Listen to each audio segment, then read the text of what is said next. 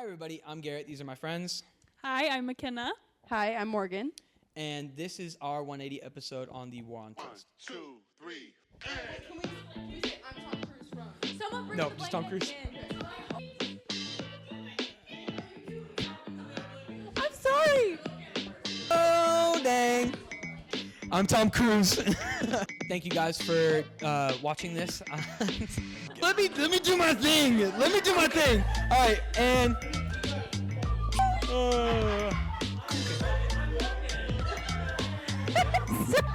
dun, dun. Okay, let's go now. Hi, I'm Garrett, I'm Mkenna. I'm Morgan. and this is the podcast. Welcome to ESPN 8, the Ocho. Oh, I'm sorry. Run it back. So, hi, friends. So we are talking about trusting the Lord, right? Mm-hmm. That is our topic for this deal, and I've not prepared a bit. So we'll see how this goes. But you have given me questions, Morgan. And so I kind of want to, before we get into the questions, I want to hear why this is this has been on your mind, this has been on your heart, your reason for doing this episode. Yeah. Well, I just feel like I've been, as everyone does, but recently I've been struggling a lot more, and I've been trying to get to the root of the problem, and it's a lot of distancing myself, and there's a lot of areas in my life that could be the problem, but I think the deepest one that it all boils down to is trust, because I've had trust broken, and therefore I have that issue with God. And I feel like that's why I wanted to talk about it, because hopefully I don't know. I hope no one struggles with it as much as I do, but it's a big thing for me, because it's like a submission of control, and that's not something that I like to do for the most part. Yeah, I don't think Mm-mm. trust is an easy thing that comes. I think a lot of times it's very like we keep it at arm's length, right? It takes a minute. Yeah. Why do you think we feel like we have to like earn trust, or like why do you think that's something that we feel like you have to like process through? It's not just like easily given. I feel like we, in our mind, think that it has to be earned, because sometimes we don't know the person. Like, I'm not gonna take a random person on the street and like, hey, if there's a train coming, push me out of the way. Like that, they don't know me. I have to know a person, and like to a certain degree, and know that they also know me to a certain degree, and that there's that mutual trust, because I feel like trust goes both ways. Yeah. So that's kind of what I think. What do you think, Kenna? Yeah, I think the same thing. I think as people, I know most people are more like you have to build that trust, but I do know people who are more like I trust until the trust is broken.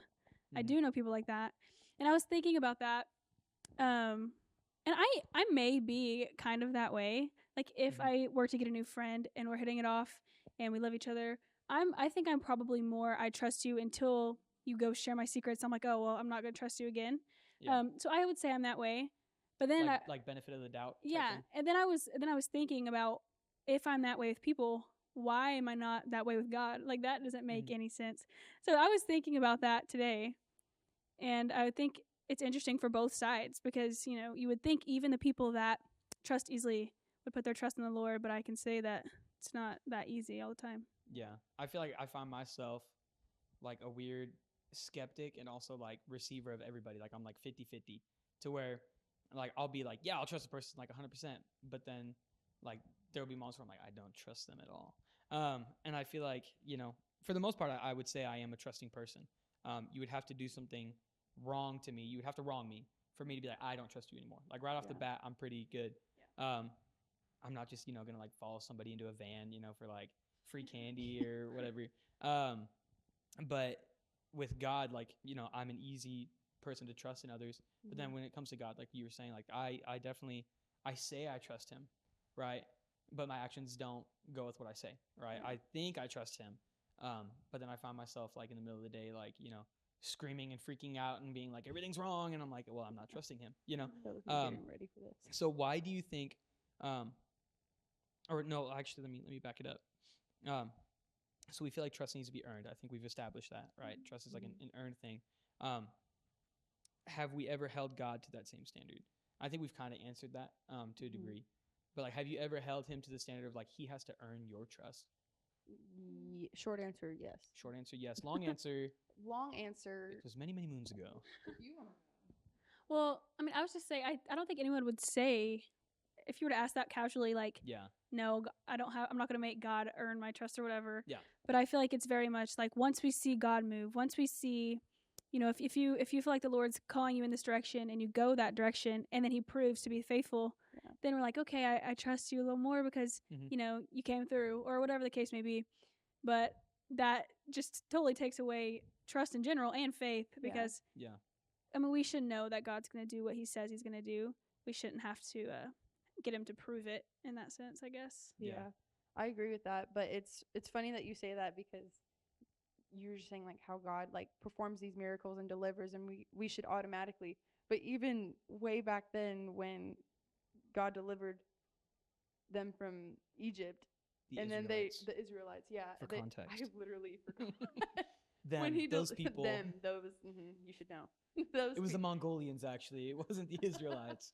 when he rescued them from the Egyptians, the Mongolians. Dude, so when he rescued the Egyptians, oh my gosh, when he rescued the Israelites from the Egyptians, delivered the Israelites from Egypt, they like brainwiped it like days later. Yeah. And I feel like that kind of makes me feel better to an extent, but it's like comforting. It's comforting, but it's not a fallback. Yes. And I feel like the reason that I unintentionally hold God to those same standards as I do like man is because of fear.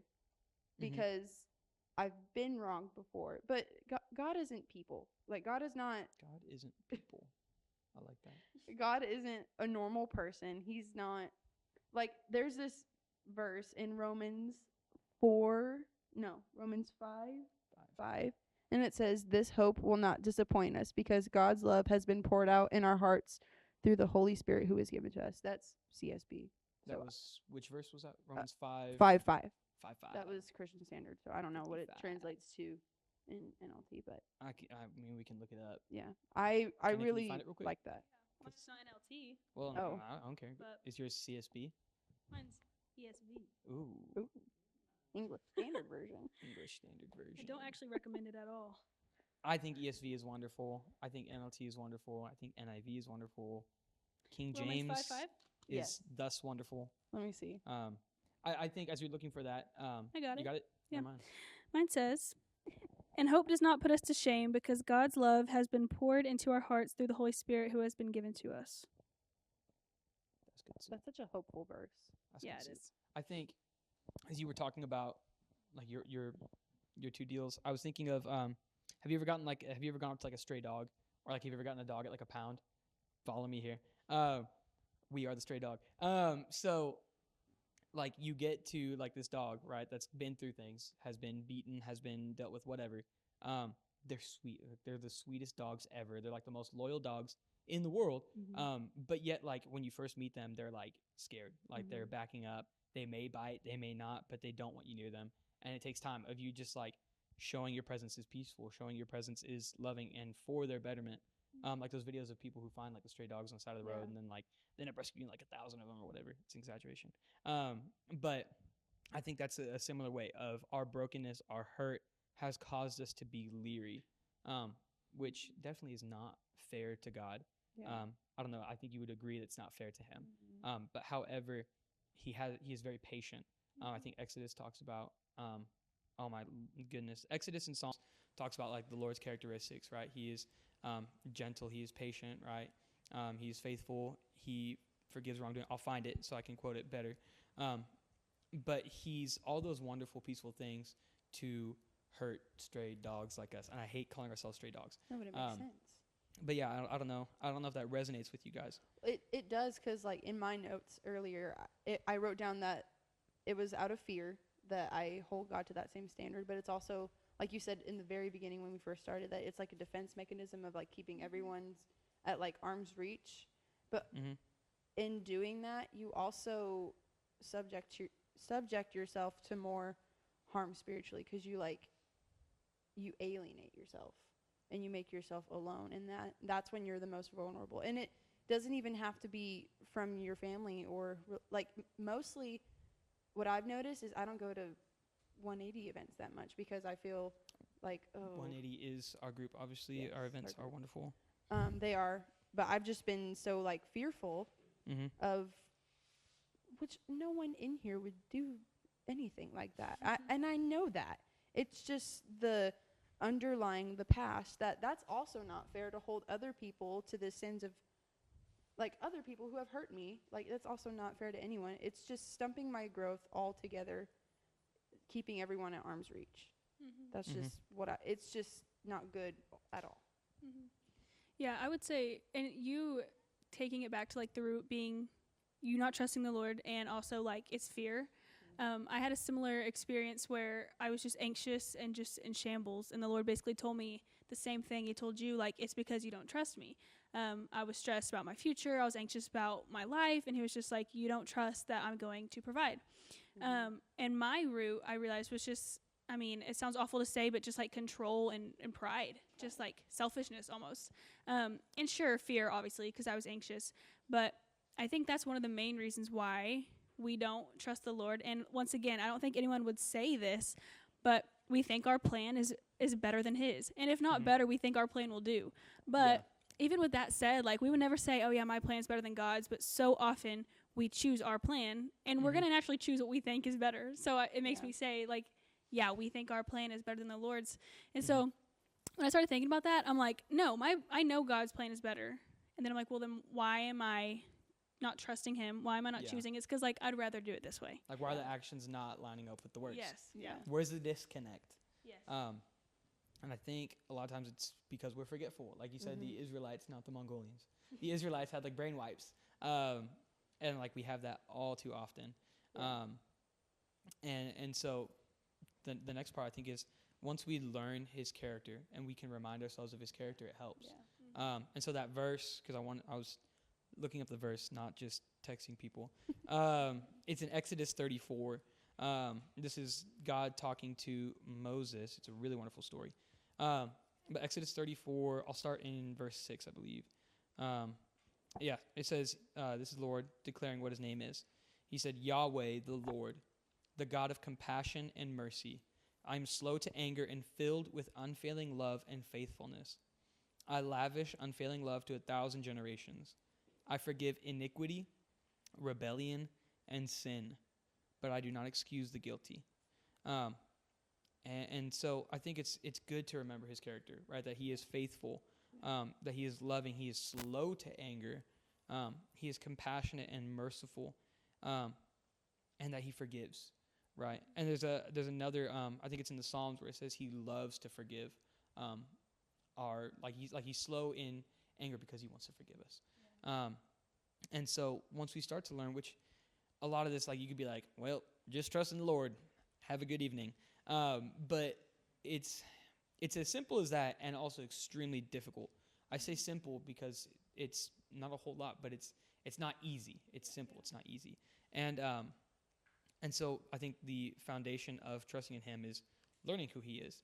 And I think one of the greatest ways to do that is reading the Bible. And I mean that you can start anywhere. A lot of people have a hard time reading. I love reading, so I mean I know you love reading as well. Do you love reading? No. I don't. So I love reading, but like for some people they don't love reading, right? And so it's hard. It's like a task, and so it can be difficult. But what are some ways that you personally have learned God's character? I don't think that was one of your questions, but I want to ask that. What are times where you were taught His character? Like He showed His character to you, His love, His mercy, His faithfulness. When were those times, experiences, or whatnot? I didn't prepare for this That's question. fine. Do you have anything didn't first? prepare. Yeah, I mean, I would say, I think that, like you were saying, obviously trusting the Lord directly correlates with knowing the Lord. Yeah. Like when I am not in the Word and sitting with God in His presence, I'm stressed. I don't trust Him. But when I am praying and reading the living Word, I feel comfortable, like you said, safe, at peace, and I know that His plan is better, and I'm not really worried about it. So in my life specifically, when I started to like you said, it's a simple phrase, trust in God, but I wasn't, trust in God. How do I trust in the Lord? And for me, like I said, it directly correlated to just spending time with him. So, praying, sitting and worshiping and waiting for him to speak. And like you said, reading the word.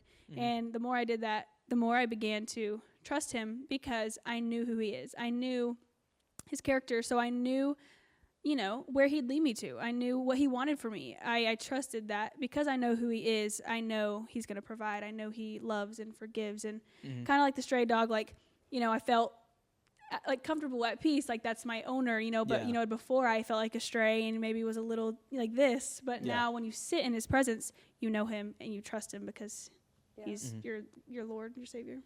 Yeah. I feel like how I'm about to word this, it might sound weird, and I hope it doesn't, and it might I hope it does sound weird. I feel like I've seen and felt God's character the most when I'm lacking what I need.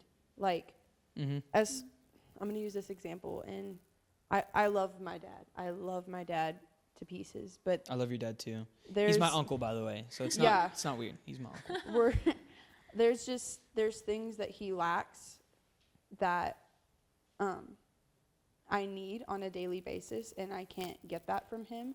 And so I've come to appreciate my earthly dad because I know how much greater God is. And that's not saying my dad's mediocre in any way. It's just like that Bible verse. It's like, how much greater is he? If I feel loved by my earthly dad, then like I can't even fathom like how God truly, truly loves me, even when I don't know. I'm trying to So what you're saying is like your dad, who is a flawed human like the rest of us, like myself, Mkenna, you, loves you so dearly and takes care of you as best he can, and yet the Bible talks about the Lord says that he loves you even more than your earthly father. And so it's even hard for you to fathom and be like, how does he love me and care for me? But to talk about when learning his character, it's always when I'm at my weakest, right? That's why Paul said, like, when I am weak, then I am strong.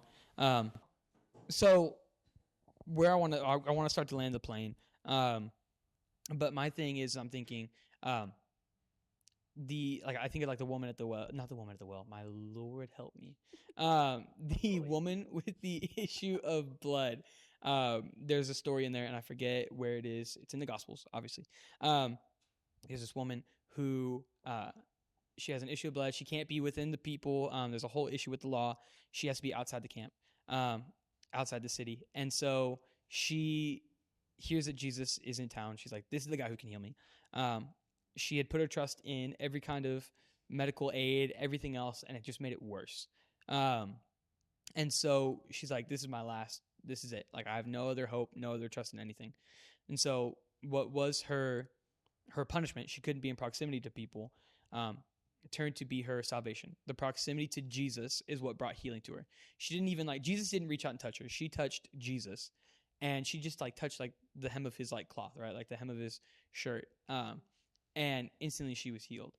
And so I started to think on, okay, proximity to the Lord, right? There's trust in that. The closer we are to him, the more we learn to trust him, right? The more we get to see his faithfulness. When we're far from him, we don't really look to him. We don't really see where he is. And I know that can seem like I'm ostracizing people, or I'm like, well, you're never going to trust in the Lord if you're all the way over here. Like, you will learn. Like, he will draw you in. But what I'm saying is desire to be in proximity to him, desire to be close. And from that, you'll find your trust grows. And I think that's what I found. There will be times where I start to do my own thing. But yet he will remind me that I can't do it on my own. And I start to trust him again. And when I'm dwelling within his presence, within his proximity, I learned that my trust in him just grows immensely. But I don't know, did you have something to... Yeah, it reminds me of when we were talking at the very beginning, how some people are more, I have to earn your trust, or you have to earn my trust, whatever. And we were like, it shouldn't be that way with God. But like you said, when we go our own way, when we decide not to choose the plan the Lord has, or choose not to trust him, that's there's beauty in that imperfection, because we get to learn his character, Mhm. like we were talking about. So yes, should we trust God right off the bat every time 100% because he's God? Yeah. But when we fail because we're human and decide our plan is better, like I was talking about earlier, we get to see his grace. We get to see his character be exemplified because, I mean, and it's just going to teach us more to learn to trust him and to lean on him because of his character. You know, when someone's kind and loving, you want to be near that person, like you were saying, in proximity. And so that's just makes me grateful that even when we do choose our own way, you know, it is a little trial and error. Like we will eventually learn to trust him. So that imperfection and that human in us, you know, he makes it good. He makes it beautiful. Yeah, because like the Bible says, draw near to the Lord and he will draw near to you. Mm-hmm. And so every time you do your own thing, he's like, bring it back. Yep. And so when you draw near, he's right there. And I love that. Yeah. I think what it all comes down to, I know like we're talking about trusting God for the most part, but I think what it comes down to is knowing him. And that's not just with trusting God, that's with every scenario of you're anxious, get to know him. You're angry, get to know him. Yeah. You're dealing with bitterness, jealousy, lust. You're dealing with all of these things like emotions and decisions.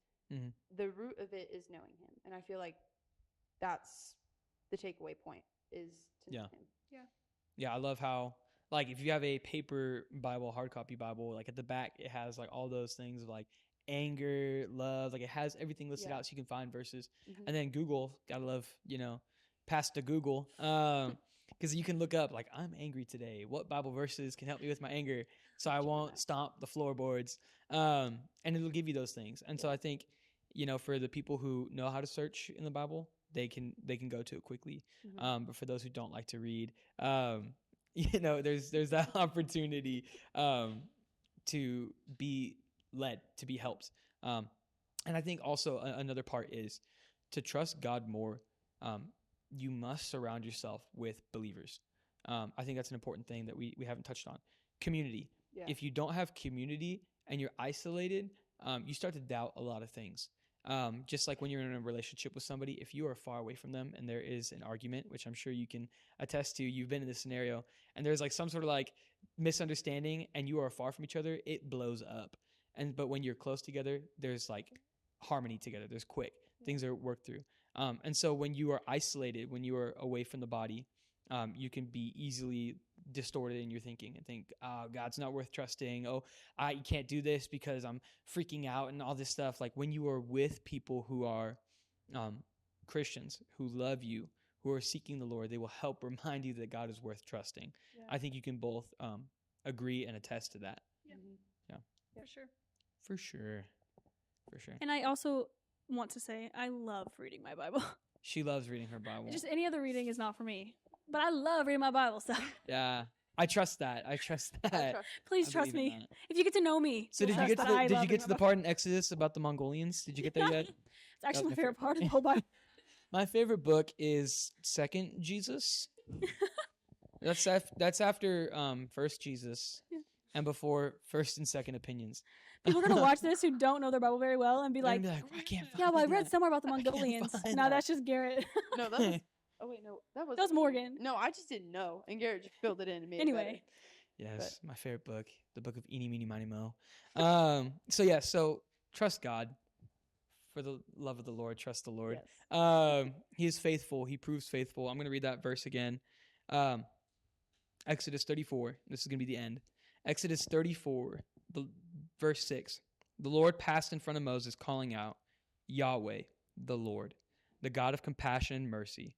I am slow to anger and filled with unfailing love and faithfulness.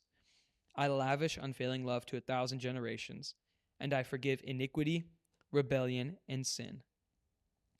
Thank you, guys.